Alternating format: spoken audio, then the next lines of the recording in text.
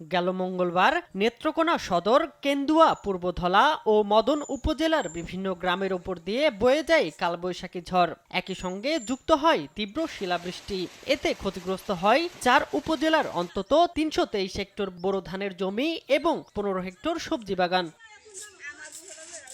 ক্ষতিগ্রস্ত কৃষকরা জানান, হঠাৎ করে হওয়া শিলাবৃষ্টির তীব্রতায় জমির ফসল নষ্ট হয়ে গেছে। ধান বলতে নাই, বড় বড় হিল হরিয়া সব নষ্ট হয়েছে। এইটা দিয়ে আমরা সারা বছর খায়া যাই। এটা তো বাবা, এই যে কয়েক বছরের ভিতরে এইরকম অবস্থা অনেক কোনো সম্ভাবনা হইছেই না। একমাত্র ভরসার বোরো ফসল নষ্ট হওয়ার ক্ষতি পুষিয়ে নিতে কৃষি বিভাগের সহযোগিতা দাবি করেন তারা। কালকের বৃষ্টিতে মনে করেন আমার ঘর নষ্ট হয়েছে, শাক ভাত করছিলাম, এইটা নষ্ট হয়েছে। আমার কোনো কামাইছুদ নাই। এটা তো পরিষ্কার হলে গাড়ি নীল করে করছিলাম, কি কায় আবার মহনার মাঠ পর্যায়ে ক্ষয়ক্ষতির পরিমাণ নিরূপণ করে প্রয়োজনীয় সহায়তা ও পুনর্বাসন কার্যক্রম শুরু করার দাবি জানান স্থানীয়রা।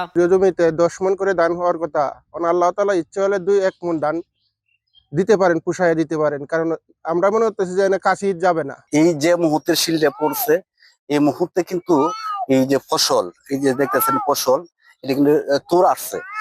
এই মুহূর্তে কিন্তু শিল পরে এইগুলা তছনছ করে গেছে। কৃষি বিভাগ জানায়, ক্ষতিগ্রস্ত কৃষকদের তালিকা করে প্রয়োজনীয় পরামর্শ দেয়া হচ্ছে। চূড়ান্ত ক্ষয়ক্ষতি এই মুহূর্তে বলা যাচ্ছে না, সময়ের সাথে সাথে সেটা আমরা দেখবো যে আসলে ক্ষতি হয় কিনা। তবে আপাতত আক্রান্ত জমিগুলাতে যেন ক্ষতির পরিমাণটা কমিয়ে আনা যায়, সেই জন্য আমরা সংশ্লিষ্ট কৃষকদের পরামর্শ দিচ্ছি।